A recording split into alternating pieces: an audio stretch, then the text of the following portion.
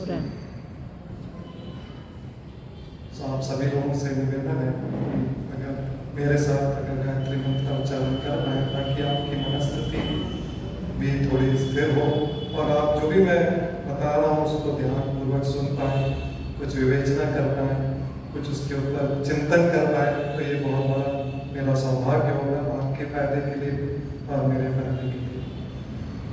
ओम भूर्भुवः स्वः तत्सवितुर्वरेण्यं भर्गो देवस्य धीमहि धियो यो नः प्रचोदयात्। तो मैं अपना जो आज का प्रवचन है या विचार है उसको शुरू करने से पहले आप सबसे पूछना चाहूँगा, आप लोग में से आप कितने लोग हैं जो अपने आप को जिज्ञासु समझते हैं?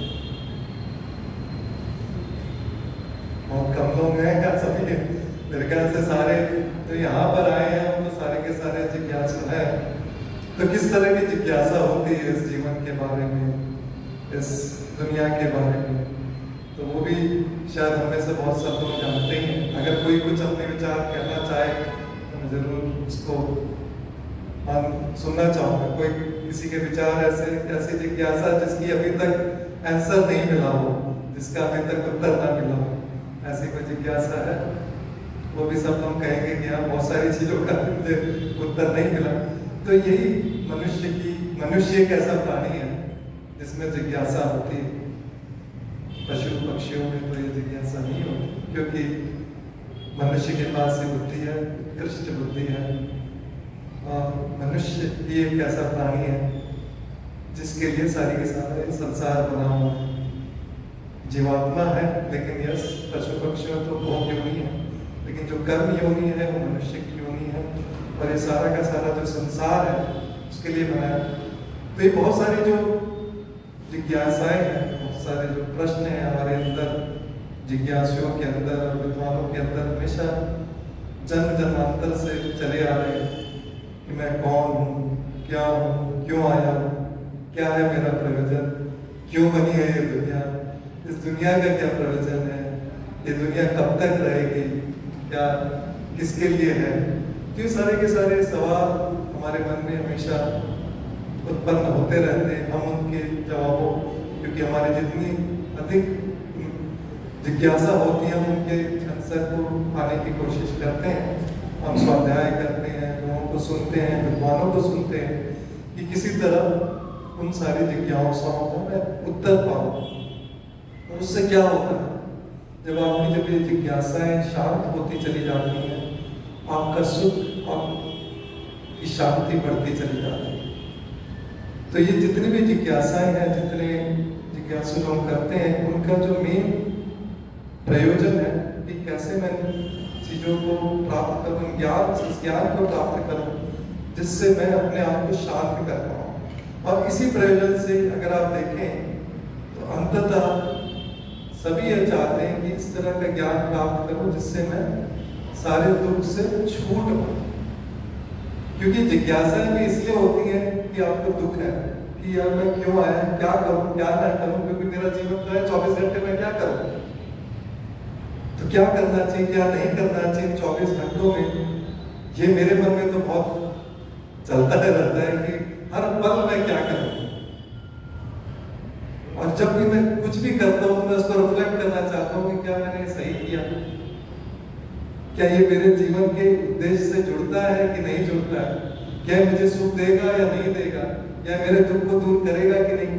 जब तक हम इस तरह का चिंतन, इस तरह का सेल्फ रिफ्लेक्शन नहीं करेंगे, हम अपने उद्देश्य से नहीं जुड़ पाएंगे। तो इसलिए आपने देखा होगा जितने भी बड़े बड़े ऋषि हुए, उन्होंने उस उद्देश्य को जिया। उन्होंने केवल दूसरों के प्रवचन के लिए उद्देश्य नहीं बताया, उन्होंने जो भी उद्देश्य बताए उनको उन्होंने स्वयं जिया है। इसीलिए उनकी वैल्यू इतनी ज्यादा है। इसलिए हम ऋषियों की बातों को सर्वोपरि मानते हैं, क्योंकि उन्होंने उन सब चीजों का अनुभव किया है, उन सब चीजों को जीवन में उतारा है, और उनके एक एक जो वचन है वो वैज्ञानिक है।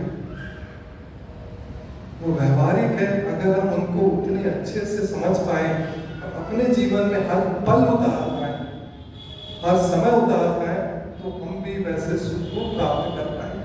तो इससे ये चीज तो समझ में आती है कि जो हम ये क्यों करते हैं, हमारी ये जिज्ञासाएं क्यों रहती हैं, क्योंकि हम दुख से छूटना चाहते हैं। और दुख से छूट के क्या मिलेगा? सुख मिलेगा। और सुख, कितना सुख मिलेगा? तो हमारी इच्छाएं तो अपरंपार है। हम ऐसा सुख चाहते हैं कि जो कभी खत्म ना हो, अनंत सुख। और ये उद्देश्य अगर आप अपने मन में टटोलेंगे या विचार करेंगे या चिंतन करेंगे, और हम में से कोई भी व्यक्ति, कोई भी मनुष्य इसको ना कहे, ना नहीं कहेगा। हर किसी की ये इच्छा है, और इसी को वेद ने, ईश्वर ने हमारा उद्देश्य बनाया। कोई वेद ने या ईश्वर ने कोई अलग उद्देश्य नहीं बताया, जो हमें चाहिए उसी को उद्देश्य बताया, और पूरा का पूरा ज्ञान दिया है कि इस उद्देश्य को कैसे प्राप्त करें। और इसीलिए वेद में सबसे प्राथमिकता जो दी गई है, ज्ञान को दी गई है। बिना ज्ञान की हम ना कोई कर्म कर सकते हैं, ना हम ईश्वर की उपासना कर सकते हैं। और हमें जो ये साधन, जो ये शरीर मिला हुआ है, वह ऐसा साधन है कि बिना कर्म के हम रह ही नहीं सकते। बिना कर्म के हम रह ही नहीं सकते। तो ये जो सारी व्यवस्था ईश्वर ने बनाई है, उसको हम जितने अच्छे से समझ पाए, जितने अच्छे से जी पाए ईश्वर की आज्ञा अनुसार, हम इस लक्ष्य को, इस उद्देश्य को प्राप्त कर पाए। तो इसमें जो सबसे बड़ी चीज, जैसे मैंने बताया, वो ज्ञान। और ज्ञान का हमारे शरीर में सबसे प्रमुख साधन क्या है? चित्त, बुद्धि या अंतःकरण, कैसे भी इसको कहें। तो अगर हमें ये उद्देश्य को, मोक्ष के उद्देश्य को, लक्ष्य को प्राप्त करना है, तो जो हमारा प्रमुख साधन है उसको पाने का, वो हमारा जो मन है, हमारी जो बुद्धि है, अंतःकरण हम कहते हैं, जिसमें चार हम कहते हैं कि बुद्धि, चित्त, मन और अहंकार हैं, उनको हमें अच्छे से समझना होगा,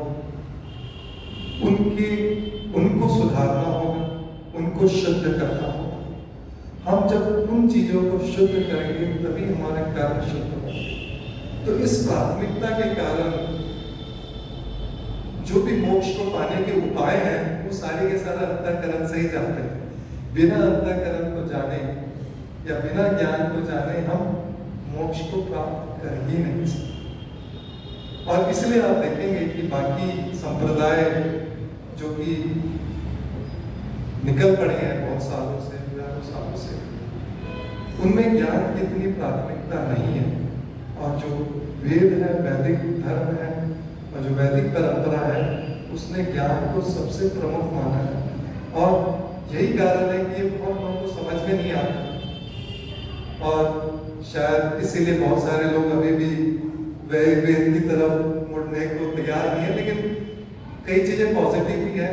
इस अगर हम देखेंगे, इस युग में एजुकेशन की काफी इम्पोर्टेंस बढ़ी है। बहुत सारे जो यंग लोग हैं, बहुत जिज्ञासु हैं। हमारे अनिल जी यहाँ बैठे हुए, जो इतने यंग एज में इतना स्वाध्याय कर रहे हैं, मैं तो आश्चर्यचकित हूँ। लेकिन ऐसे बहुत सारे लोग हैं हमारे शायद समाज से जुड़े हुए हैं, आर्यन शायद हैं, वो भी बहुत काम कर रहे हैं, बहुत यंग है, 25 साल के, 30। तो ऐसा नहीं है। अगर आप देखें तो बहुत सारी अच्छी चीजें भी हो रही हैं, क्योंकि ज्ञान का प्रभाव और ज्ञान का जो विस्तार है, वो आजकल के सोशल मीडिया ने बहुत बढ़ा दिया है। अब इसमें ये हमारे ऊपर है कि कैसे इस शुद्ध ज्ञान को बढ़ावा दें, कैसे इसको बढ़ाएं। तब इस सबको समझने के लिए एक चीज बहुत जरूरी है कि हम मन को समझें। और इसके लिए, इस रास्ते में जाने के लिए जो वेद ने और शास्त्रों ने उपाय बताए हैं, वो हमारी स्थिति के अनुसार ही है। जो मनुष्य इसको ज्यादा अच्छे से समझ पाता है, वो उच्च स्तरीय है।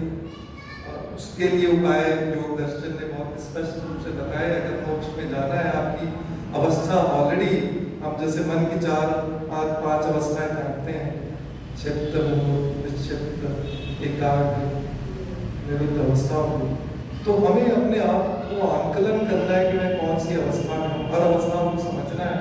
अगर आप एकाग्र अवस्था के ऊपर हैं, जो कि योग की अवस्था है, तो आपके लिए अलग उपाय बताए गए। अगर आप उससे निचली अवस्था में, विक्षिप्त अवस्था में हैं, कि अभी भी आपकी थोड़ी इच्छा होती है लेकिन अभी तक स्थिरता नहीं है, एकाग्रता नहीं है, तो उसके लिए अलग उपाय बताए हैं कि मोक्ष का क्या रास्ता है।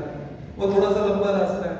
और अगर हम उससे भी निचली अवस्था में है, तो हमें तो स्टार्टिंग से ABCD चालू करनी पड़ेगी। ठीक है, तो ये सारी की सारी चीजें हम हर एक मनुष्य की सामर्थ्य के अनुसार है। और वो जो सामर्थ्य है, आप खुद को पहले जाने या किसी विद्वान से या गुरु से उस चीज का आकलन कराएं कि आपकी अवस्था क्या है, उसके हिसाब से उपाय करें। यही बुद्धिमानी है। अगर आपकी बहुत निचली अवस्था है, सीधा वैराग्य की बात करेंगे तो कभी आप प्राप्त कर ही नहीं पाएंगे। और यही हम प्रैक्टिकली हर दिन करते हैं कि हम जो भी काम करते हैं, चाहे ऑफिस में करते हैं, चाहे कोई भी काम करते हैं, हमारे लेवल के अनुसार हमें काम दिया जाता है ऑफिस में। हम सीधा बॉस तो नहीं बन सकते, सीधा हम CEO तो नहीं बन सकते, सीधा हम CTO तो नहीं बन सकते। हमें पहले सीखना होता है, हमने अपने आप को सामर्थ्यवान बनाना होता है। और ये सारे प्रैक्टिकल व्यवहारिक उपाय हमें शास्त्रों ने दिए हैं, और जो सबसे प्रायोगिक और प्रामाणिक और हम व्यवहारिक जो वो दिए हैं, वो योग दर्शन ने हमें दिए हैं। तो योग दर्शन के हिसाब से अगर हम चलें तो हमें समझ में आता है कि अगर हमारी ऊंची अवस्था है तो हम सीधा वैराग्य अभ्यास की बात करें, लेकिन अगर हमारी मध्यम अवस्था है तो तब स्वाध्याय, ईश्वर परिधान करें। लेकिन हमें से बहुत सारे लोग जो कि सांसारिक हैं, हमें तो लगता है शुरुआत से ही करना पड़ेगा, तो उसका भी पूरा दिया हुआ है। 8 अंग बताए हैं योग के, और मैं उन्हीं को धीरे धीरे कवर कर रहा हूँ कि कैसे हम चीज़ों को समझें, कैसे चीज़ों को अपने जीवन में उतारें, हर पल हर दिन उतारें, अपनी दिनचर्या में लाएं, और अपने आप को प्रिपेयर करें नेक्स्ट लेवल के लिए। और जब हम नेक्स्ट लेवल प्राप्त करेंगे तो फिर उसके नेक्स्ट लेवल, और यही व्यवहारिक है, यही प्रैक्टिकल है। वो हम दिन हर दिन हम अपने संसार में भी देखते हैं कि कोई भी चीज एकदम से नहीं अचीव की जाती, और अगर हम ऐसा दृष्टिकोण रखें तो हमें मोक्ष भी अचीवेबल दिखता है। और यही वैदिक ने व्यवस्था बनाई हुई है, 100 वर्षों में मोक्ष प्राप्त कर सकते। ये प्रोग्राम है, वैदिक प्रोग्राम, पूरा का पूरा प्रोग्राम है, फॉलो करना हमारे ऊपर। ईश्वर ने तो पूरा प्रोग्राम बना के दिया है, समझना हमें है, करना हमें। ईश्वर तो सिर्फ सहायक है, तो वो हमें खुद को करना है। तो अब आपको ही हमें समझना है, हमको ही समझना है कि हम किस स्तर में, कहाँ से चालू करें, किधर पहुंचे। तो जो अगर हम निचली अवस्था में हमें अगर शुरुआत से करना है, तो हमें पहले समझना है कि हमें क्या करना है। तो हम यम नियम के बारे में सोचते हैं, लेकिन पहले यम क्यों है, पहले नियम क्यों नहीं है। तो अगर आप देखेंगे क्योंकि जो अंतिम अवस्था है मोक्ष की, जो अंतिम अवस्था क्या है, चित्त वृत्ति निरोध। इसका मतलब अगर हमने अपने चित्त, अपने मन को रोक लिया है, तो हम मोक्ष की अवस्था को प्राप्त कर सकते हैं। लेकिन वो एक दिन में तो चित्त को रोका नहीं जा सकता। तो हमें उसके लिए क्या चाहिए, ज्ञान चाहिए। कैसा ज्ञान, प्रारंभिक ज्ञान चाहिए। अगर हम प्रारंभिक अवस्था में हैं तो सबसे पहला ज्ञान होता है, अगर हम खुद ही देखें प्रैक्टिकली, तो हम देखेंगे कि जो सबसे ज्यादा मन जो हमारा विचलित होता है, दुखी होता है, वो दूसरों के कारण होता है। सामाजिक व्यवस्था में हम जुड़े हुए हैं, उनमें से बहुत सारे जो सभी सांसारिक लोग हैं, हमने गृहस्थ आश्रम के थ्रू जा रहे हैं, ब्रह्मचर्य के सीधा संन्यास आश्रम में तो नहीं गए, तो हमारी अवस्था तो वैसी नहीं है। तो अगर हम समाज में हैं तो सबसे पहले शांति तो हमें सामाजिक शांति चाहिए, क्योंकि सारे के सारे दुख अगर आप देखेंगे, हम जो भी कार्य करते हैं, ऑफिस में करते हैं, दिन में करते हैं, सब दूसरों पे निर्भर है, दूसरों के साथ है। वो अगर हमारा संबंध अगर अच्छा नहीं है तो बहुत दुख होता है। तो इसीलिए योग दर्शन ने सबसे पहला बोला यम। पहले तो सामाजिक जो शांति आप बनाए, तभी आप अपनी शांति की बात करेंगे, अपने आप को सुधार पाएंगे। और यही पूरा का पूरा जो कर्म व्यवस्था भी है, अगर आप देखेंगे, हम अगर इस दुनिया में अकेले होते तो कर्म व्यवस्था की तो कोई जरूरत ही नहीं, क्योंकि हम समाज में हैं, इसलिए कर्म व्यवस्था, तभी पाप पुण्य है, तभी क्लेश है। तभी क्लेश है क्योंकि हम पाप पुण्य में लगे हुए हैं, क्लेश युक्त है हम, तभी कर्म कर रहे हैं और सकाम निष्काम में लगे हुए हैं। तो पहले इन सब चीजों को समझना होगा। तो पहले प्रारंभिक अवस्था क्या है कि पहले तो हम समाज में दूसरे लोगों से अपना संबंध सुधारें और उसके लिए यम के हमें समझना होगा। तो प्रथम अंग है योग दर्शन का, यम को उसी को मैं कवर करता हूँ। सबसे पहले उसका जो उसमें भी यम में भी 5 अंग हैं, हम सभी जानते हैं। तो अहिंसा, सत्य, अस्तेय, ब्रह्मचर्य, अपरिग्रह। तो वो भी सीक्वेंस में चलते हैं, लेकिन सारे के सारे जितने भी यम नियम के जितने भी अंग हैं वो एक्चुअली प्रतिष्ठित या पुष्ट तो अहिंसा को करते हैं। अगर हम सिर्फ इस चीज को समझ जाए, अहिंसा का क्या मतलब है? अहिंसा का मतलब है हर काल में हमारा व्यवहार न्याय युक्त होगा। और जब यहाँ पे न्याय का जब जहाँ जुड़ जाता है, यही सबसे बड़ी समस्या है। न्याय मतलब ज्ञान होना, क्या सही है क्या गलत है। और इसके अब्सेंस में सारी दुनिया की दुर्गति हो गई। सबने अहिंसा को गलत समझ लिया, बड़े बड़े लोगों ने गलत समझ लिया। मतलब छोटे मोटे तो आम जनता तो अलग बात है, बड़े बड़े महान लोगों ने इसको गलत समझ लिया अहिंसा को, और हमारा जो सारा का सारा सामाजिक व्यवस्था बिगड़ गई, हमारा जो सामाजिक संबंध बिगड़ गए। सिर्फ उस चीज को अगर हम अच्छे से समझ लें तो हमारे जो आपसी संबंध है वो श्रेष्ठ हो जाए और सारी की सारी सामाजिक व्यवस्था सुधर जाए। लेकिन गड़बड़ तो हो गई, सुधारना तो हमें ही पड़ेगा। तो जितना हम वेदों को अध्ययन करेंगे, जितना उसको सूक्ष्म तरीके से समझेंगे, अपने जीवन में अपने दिनचर्या में ढालेंगे, हमारी उन्नति होगी। और अपने जो लक्ष्य है, जो कि हम अभी चाहे मानते या ना मानते हो, लेकिन आप जितना भी विचार करेंगे मोक्ष को लक्ष्य बन ही जाता है। तो हमें जाना तो उसी तरफ है, जाना तो उसी तरफ है, भले अभी दिख नहीं रहा है वो रास्ता, लेकिन जाना तो उसी तरफ है। तो अहिंसा के बारे में मैंने कवर किया था, फिर उसके बाद जो सत्य है, फिर अस्तेय है, तो उसके बारे में मैंने पहले कवर कर चुका हूँ कई चीजें। लेकिन अगर आप देखेंगे जो सारी चीजें हैं, इसमें ये सारी चीजें निषिद्ध की गई। इसका मतलब है कि आपको अहिंसा, मतलब हिंसा निषिद्ध है, आपको हिंसा कहीं नहीं करनी चाहिए, झूठ कभी नहीं बोलना चाहिए, ठीक है। और फिर आपको अस्तेय, चोरी कभी नहीं करनी चाहिए, ब्रह्मचर्य भी पालन हमेशा करना चाहिए। हालांकि गृहस्थों के लिए थोड़ी सी छूट है उसमें, क्योंकि वो रास्ता अच्छा है। लेकिन अगर हम जब अंतिम जिसमें अंग में हम आ रहे हैं, अपरिग्रह, उसमें थोड़ी समस्या ज्यादा है। इसमें पूरी तरह निषिद्ध नहीं किया गया है। परिग्रह तो करना है, लेकिन कितना करना है, यहाँ पे समस्या बहुत बड़ी हो जाती है। और इसी में सारी दुनिया फंसी हुई। हमारी आवश्यकता कितनी है, हम में से शायद किसी को नहीं पता। तो हम जो भी काम कर रहे हैं इस दुनिया में, हम तो कह रहे हैं मैं तो अपनी आवश्यकताएं पूरी कर रहा हूँ, अपने परिवार की आवश्यकता पूरी कर रहा हूँ, अपने समाज की आवश्यकता पूरी कर रहा हूँ, मैं अपने देश की आवश्यकता, और सारी की समस्या बढ़ती चली जा रही है, क्योंकि यहाँ पे हमें बैलेंस लाना है। तो अगर आप देखेंगे जो हमारा मन है, बुद्धि है, वो जो एक्सट्रीम में तो बड़ी अच्छे से काम करती है। जो चीज नहीं करनी है, जो चीज करनी है, वो एकदम क्लियर हो जाता है। लेकिन जैसे ही बोलते हैं कि आपको सोच समझ के करनी है, आपको बैलेंस बनाना है, वहां पे बिगड़ जाती है। और ये सारी दुनिया में बहुत सारी समस्या इसी कारण है कि हमें बैलेंस नहीं पता कि कितना करना है, कितना नहीं करना।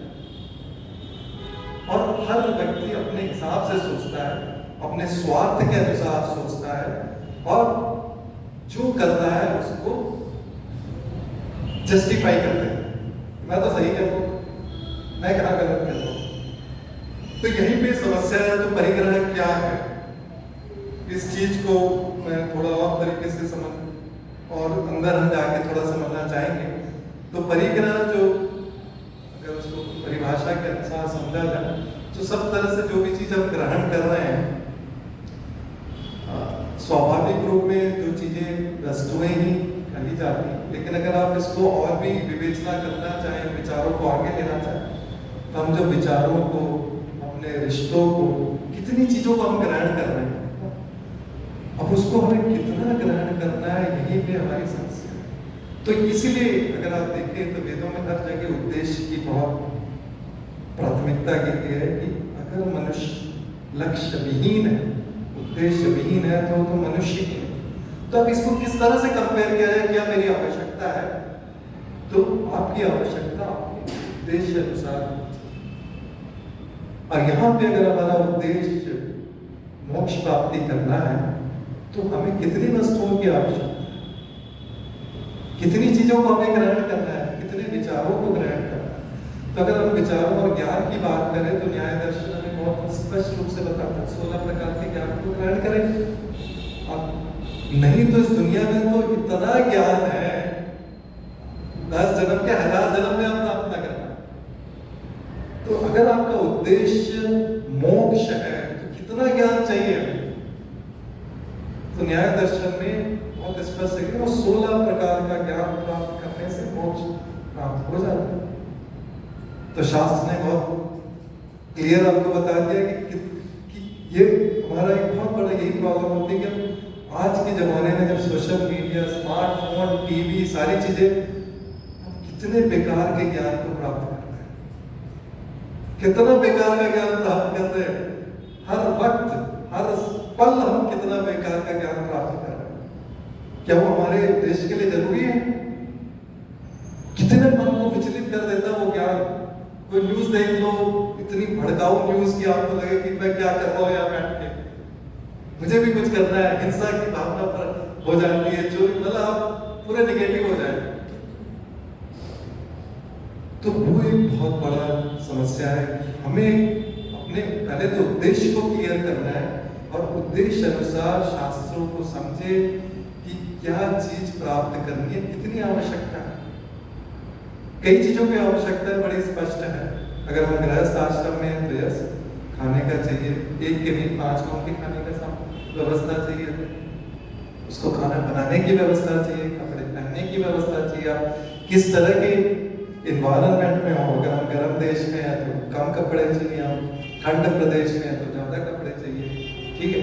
तो हर चीज की आवश्यकता अगर आप थोड़ा सूक्ष्म तरीके से सोचे कि मेरी आवश्यकता क्या है, अब इसमें किस तरह से डिसाइड करें कि क्या है। तो यहाँ पे नीड एंड वांट के वाली कंसेप्ट आ है।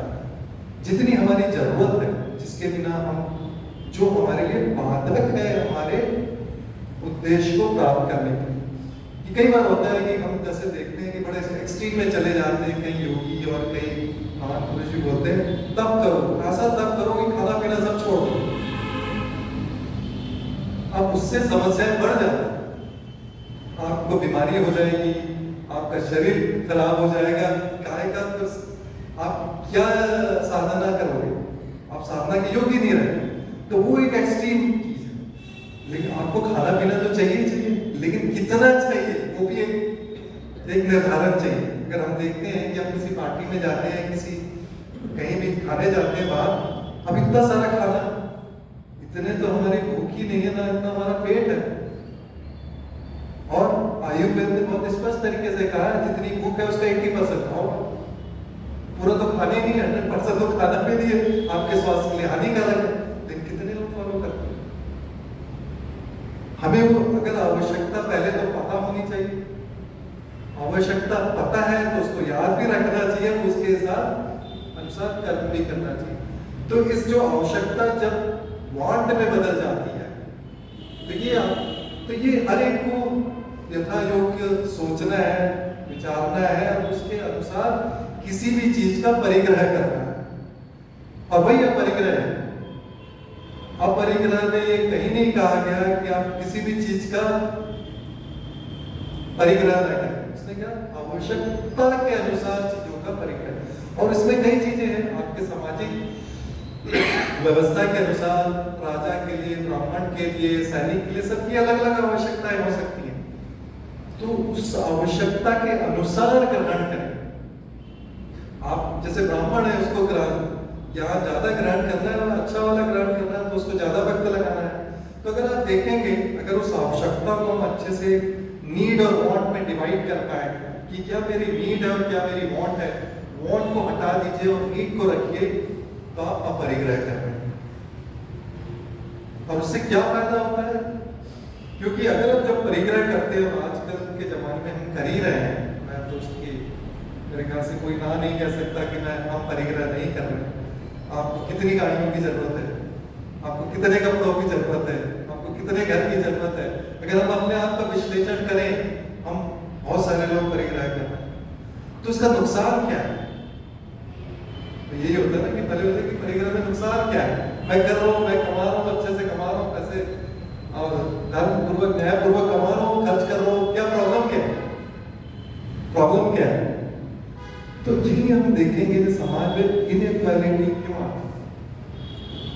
क्योंकि जब हम परिग्रह, जब अनावश्यक वस्तुओं का हम परिग्रह कर रहे हैं, तो कहीं ना कहीं हम किसी की चीज को हथियार रहे हैं, और यही हो रहा है।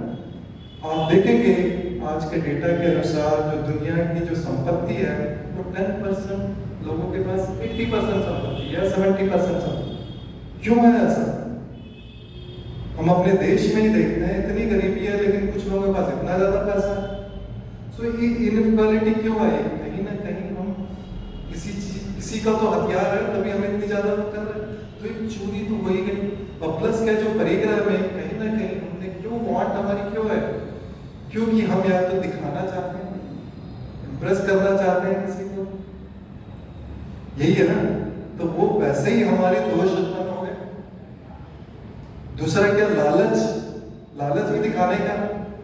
तो महर्षि दयानंद ने तो यहाँ तक कहा है कि लालच से मनुष्य क्रूर तक हो जाता है, और यही होता है। अब हम इतिहास देख लें, जितने राजा महाराजा हिंदुस्तान में जिन्होंने अटैक किया, वो लालची थे कि नहीं? क्रूर थे कि नहीं?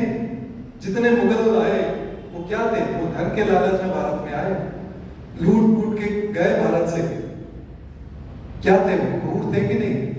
तो जब आदमी परिग्रह में जब इतना आगे चला जाता है, हर चीज को हथियाना चाहता है। और यहाँ पे महात्मा गांधी ने एक बहुत अच्छा लिखा है कि there is enough for everybody, but there is not even enough for one persons greed. Can you understand? क्योंकि सिकंदर जैसा एक आदमी दुनिया की ग्रीड उसके लिए पूरी नहीं कर सकता। लेकिन इस प्रकृति में, इस दुनिया में अगर सब लोग अपरिग्रह का पालन करें तो सबके लिए इनफ है, सबके लिए इनफ है। हमें तो ईश्वर ने फ्री में पानी दिया, फ्री में फल दिया, फ्री में दिया, लेकिन अपने सबका बिजनेस कर रहे हैं। ग्रीड है हमारा, है कि नहीं? हर किसी ने उसको पैसा बनाने का सोर्स बना लिया। पानी जैसी चीज जो मैं खुद कहता हूँ 10 साल पहले, 15 साल पहले मैंने तो कभी सोचा भी नहीं था कि पानी का बिजनेस हो सकता है। सबसे बड़ा बिजनेस है दुनिया में पानी। किसने किया? मनुष्य ने किया। ग्रीड है वो। ईश्वर ने तो फ्री में दिया आपको, संभालो, प्रकृति को संभालो, नेचर को संभालो, फ्री में पानी पियो, नदियों से पियो, नहरों से पियो। यहाँ बॉटल वाटर हमको बेच के लोग पैसे को, क्या है? लालच। तो पॉइंट ये है, अगर हम अपरिग्रह का पालन करें तो हम बहुत सारे दोषों से दूर हो सकते हैं। और उससे क्या फायदा हो सकता है? हम फ्री हो जाते हैं। क्योंकि हम जितनी भी वस्तुओं को हासिल करते हैं उसमें मेहनत तो लगती है।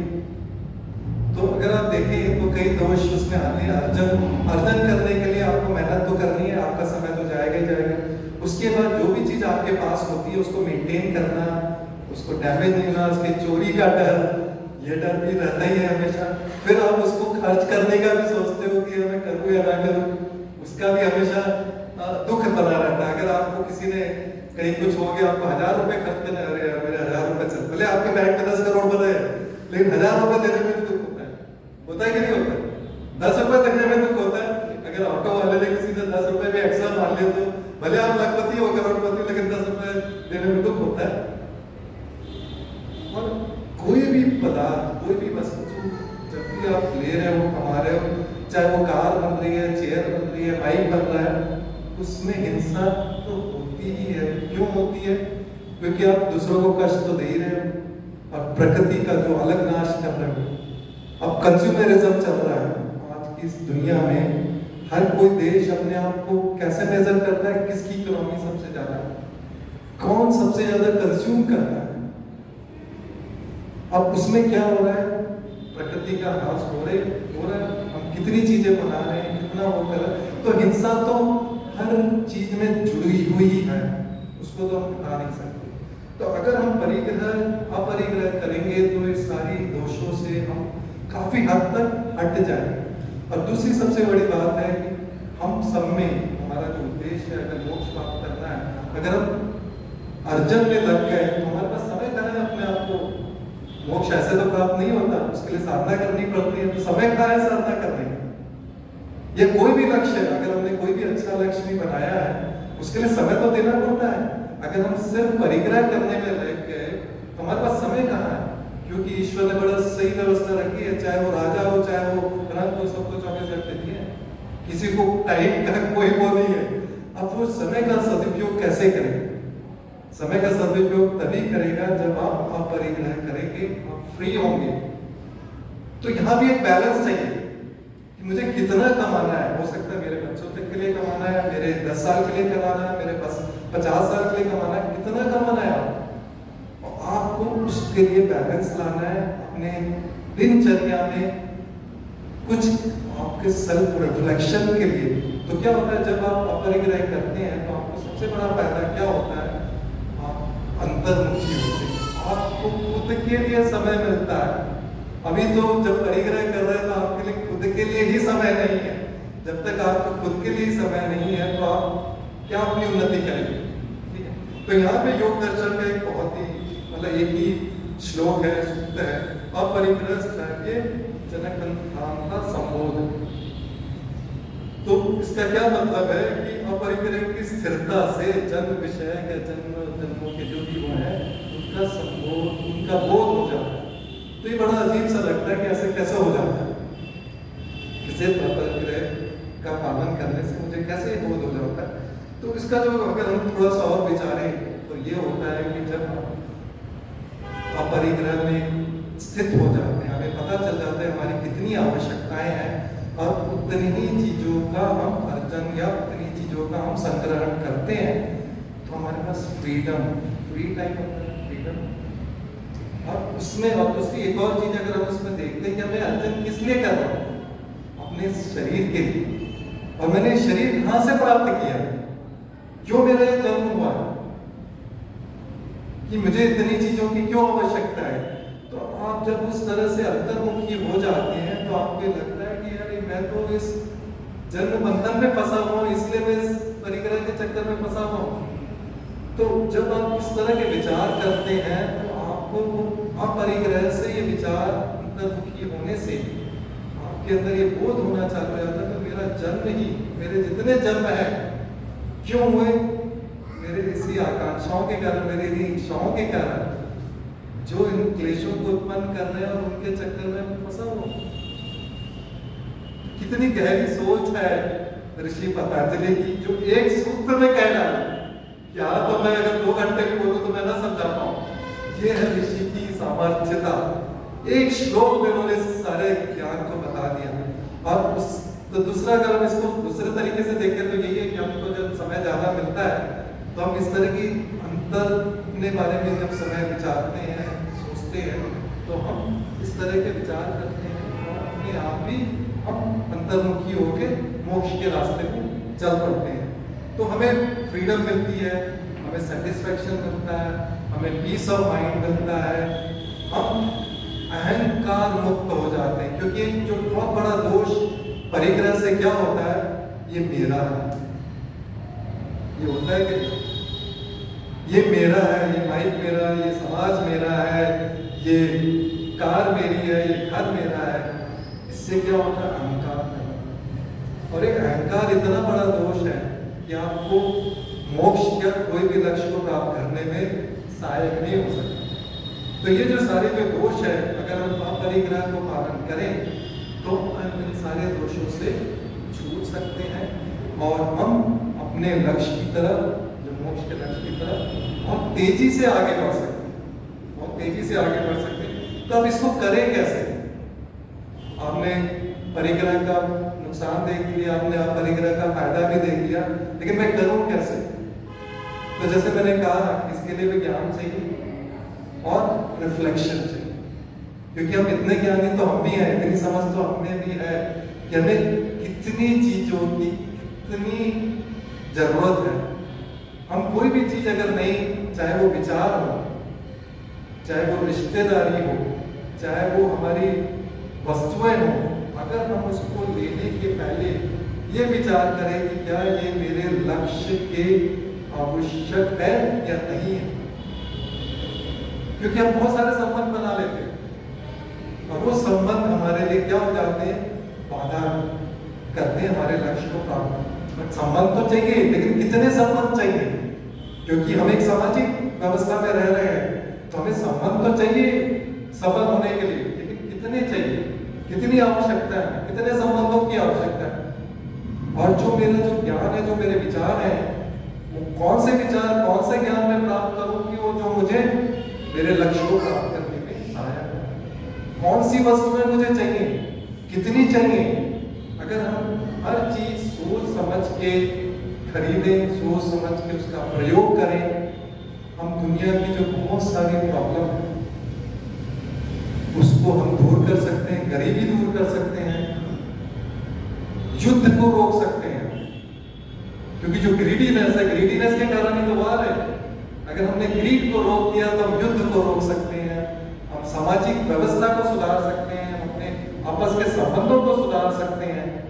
तो कितना बड़ा उद्देश्य है परिग्रह। सिर्फ हमें क्या करना है, हर समय अपनी आवश्यकताओं पे ध्यान रखना है, ना कि अपनी ग्रीड पे, ना अपनी वॉन्ट्स पे, ना कि मुझे कुछ दिखाना है। मुझे तो ये लक्ष्य है और उस लक्ष्य को कर्तव्य समझ के मुझे उसका पालन करना है और उसको हासिल करना है। अगर ये चीज, ये बुद्धि अगर हमने स्थिर कर ली, ये बुद्धि अगर हमने अपने, ये संस्कार हमने अपने चित्त में स्थिर कर लिए और इसको हम प्रैक्टिस करते रहे, तो आप देखेंगे वही वृत्ति होगी, जैसा हमारा ज्ञान होगा वैसी वृत्ति होगी। और ऐसे करते करते हम सारी अच्छी आदतों को सीखेंगे, अपने ज्ञान को सुधारेंगे, शुद्ध करेंगे। जैसे जैसे हम अपने ज्ञान को शुद्ध करेंगे, हमारे मन को शुद्ध करेंगे, मन को शुद्ध करेंगे तो मन शांत होगा, मन शांत होगा तो हम समाधि की तरफ बढ़ेंगे और विरुद्ध अवस्था, मन को रोक भी पाएंगे। और मन को जिस दिन रोक लिया तो मोक्ष और समाधि की प्राप्ति। तो मेरे ख्याल से मैंने अपने विचार प्रकट किए, जितना मेरा स्वाध्याय है, मैं बस क्या मैं इतनी प्रेरणा दे पाया आप लोगों की, आप इस पर विवेचना करें, इस पे सोचें और हर पल, हर चीज का जो मैंने जो सीखा है जब मैं स्वाध्याय करता हूँ, कि कैसे मैं हर चीजों को हर पल, हर दिन अपने ऊपर लागू कर पाऊँ, अपने आचरण में ला पाऊँ। सिर्फ अगर हम इतना सोच के करें तो हमारी उन्नति अवश्य है और इस जन्म में भी हम मोक्ष को प्राप्त कर सकते हैं। धन्यवाद।